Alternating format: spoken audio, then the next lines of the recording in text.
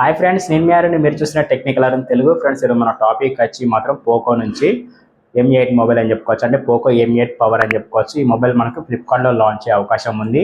ఈ మొబైల్ గురించి అయితే చాలా రోజుల తర్వాత వీడియో చేస్తున్నాను కాబట్టి వీడియో అయితే తప్పకుండా లైక్ చేయండి. ఫ్రెండ్స్, ఈ మొబైల్ స్పెసిఫికేషన్ దీనికి చాలా హైలైట్ అని చెప్పుకోవచ్చు. ఎందుకంటే ఇందులో మనకు బ్యాటరీయే చాలా ఎక్సలెంట్ బ్యాటరీ అని చెప్పుకోవచ్చు. ఎందుకంటే దీని బ్యాటరీ చూసుకుంటే మాత్రం 8000 mAh బ్యాటరీతో లభిస్తుంది. మొబైల్ చూసుకుంటే దీని డీటెయిల్స్ అయితే తెలుసుకుందాం. మనకు పోకో M8 పవర్ అనే మొబైల్ మనకు తీసుకోవచ్చా తీసుకోకూడదని తెలుసుకుందాం. ఎందుకంటే ఈ మొబైల్ చూసుకుంటే మాత్రం ఫ్లిప్కార్ట్లో లాంచ్ అయ్యే అవకాశం ఉంది.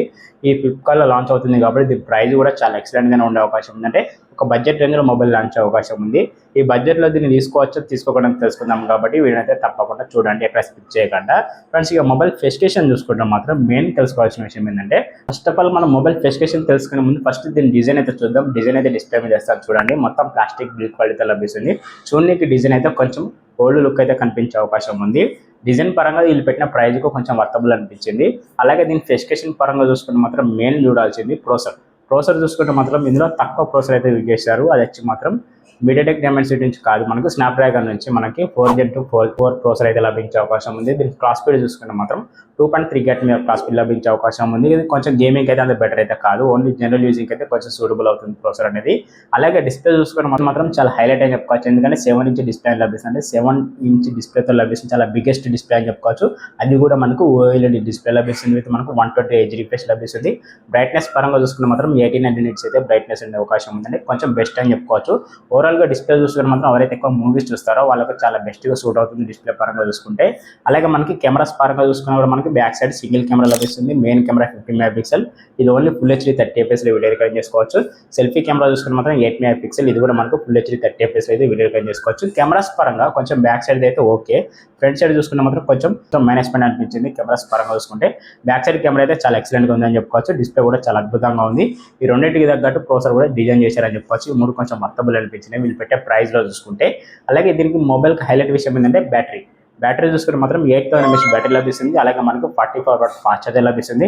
ఇంకో హైలైట్ విషయం ఏంటంటే రివర్స్ ఛార్జింగ్ కూడా సపోర్ట్ చేసే అవకాశం ఉంది. అది కూడా మనకి 22 వాట్ వరకు అయితే రివర్స్ ఛార్జింగ్ అయితే లభించే అవకాశం ఉంది. కాబట్టి ఇది కొంచెం బెస్ట్ అని చెప్పుకోవచ్చు. ఓవరాల్గా మొబైల్ స్పెసిఫికేషన్ చూసుకుంటే ఫ్రెండ్స్, ఈ 4 స్పెసిఫికేషన్ అయితే ఇలా ఉన్నాయి.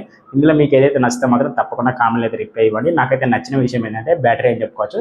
ఎవరైతే ఎక్కువ గేమ్స్ అలాగే మూవీస్ చూస్తారో వాళ్ళకైతే చాలా ఎక్సలెంట్గా యూజ్ఫుల్ అవుతుంది. బ్యాటరీ చూసుకుంటే 8000 mAh బ్యాటరీ కాబట్టి ఎంత లేదన్నా ఒక 2 days వరకు అయితే బ్యాటరీ బ్యాకప్ వచ్చే అవకాశం ఉంది. తొందరగా ఛార్జింగ్ అయ్యే అవకాశం కూడా ఉంది. కాబట్టి 44 వాట్ కాబట్టి ఎంత లేదన్నా ఒక 2 hours అయితే టైం తీసుకుంటే ఛార్జింగ్కి.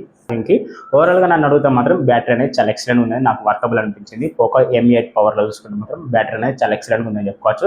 అలాగే ఎక్స్ట్రా ఫీచర్స్ చూసుకునే ముందు ఒక చిన్న రిక్వెస్ట్ ఏంటంటే, కొత్తగా ఎవరైతే మన ఛానల్ చూస్తే మాత్రం ఛానల్ అయితే తప్పకుండా సబ్స్క్రైబ్ చేసుకుని బెల్ ఐకాన్ కాల్లో పెట్టండి. ఫ్రెండ్స్, ఇక ర్యామ్ అండ్ రోమ్ విషయానికి వస్తే 6GB ర్యామ్తో లభిస్తుంది. 128 GB ఇంటర్నల్ మెమరీ లభిస్తుంది.